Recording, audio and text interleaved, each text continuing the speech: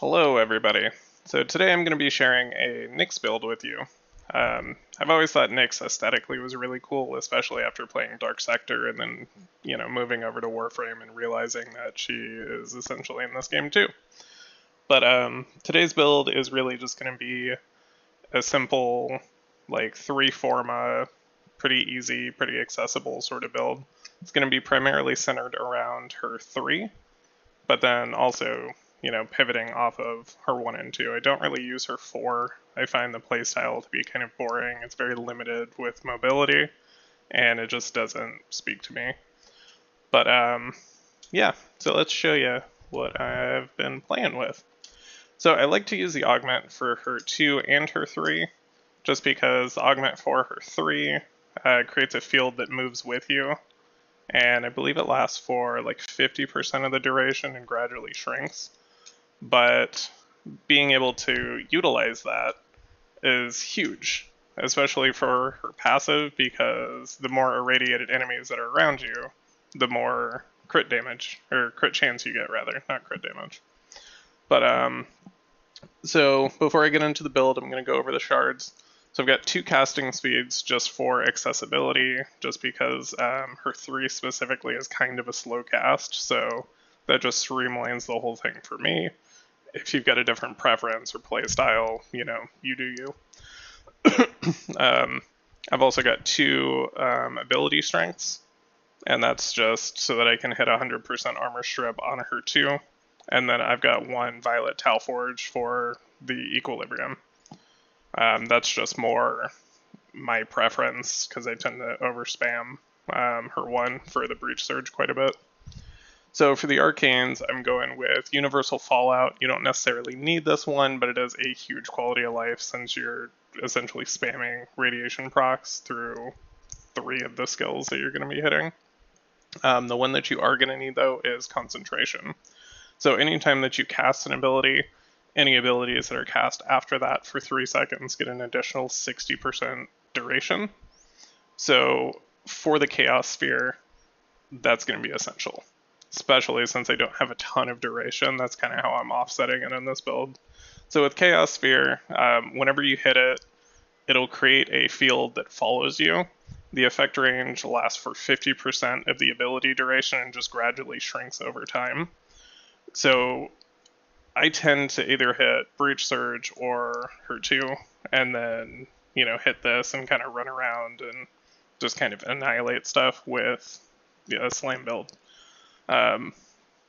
But the other one that I like to use is Pacifying Bolts, just because it throws additional bolts. So, if there's like a cluster of enemies or something that I'm aiming towards, I just can hit more of them. It's just more quality of life for me. I'm also using Nira's Anguish. Again, slam build, big hammer, just like to slam attack stuff. It's super fun for me. I really enjoy that playstyle. If you don't want to run Nira's Anguish, you can run Prime Sure-Footed or, Power Drift or something like that. If you wanted to swap out Augur's Secrets as well to get a little bit more range, you could do that. So if you throw Power Drift and your Exilis, you'll still be able to get 100% strip off of that without Augur's Secrets, so long as you've got those 2 red shards. But, again, these are all just kind of what I enjoy. Obviously, you can tweak these builds however you want, whatever works for you.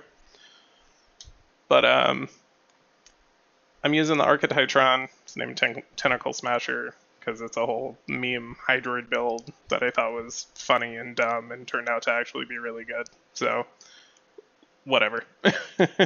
Nice thing with this, though, it's got a unique trait to it. So melee kills grant the next slam attack 250% damage and an additional 2 meters in range, stacking up to 5 times. And it's got Forced Electric procs, which you can use melee influence to really capitalize on that without having a mod specifically for electric. But pretty standard for a slam build. You don't need to have a Riven. I like a Riven. I have a Riven for most of the weapons that I enjoy. It's definitely not necessary on this one. If you don't have a Riven, I'd probably go Condition Overload or Prime to Pressure Point. just for accessibility. You know, whatever's easier for you. If you're using a primer, condition overload is way stronger. If you don't want to worry about priming, primed pressure point is great. But you can also use whatever Tennokai mods. I like Dispatch Overdrive just because then I can kind of just zip around the level because I'm constantly slam attacking, so I essentially have 100% uptime on 60% extra movement speed. But yeah, that's really all that there is to this build. If you want to use it as a weapons platform, it's super great for that as well. Just because this passive, you know, an extra 40% crit chance on primary and secondary. So, yeah, like, even without it proccing on the hammer, like, it just doesn't need it.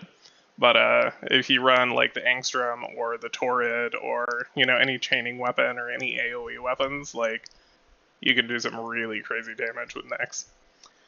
But, yeah, that's all for the build today. So, thank you for watching.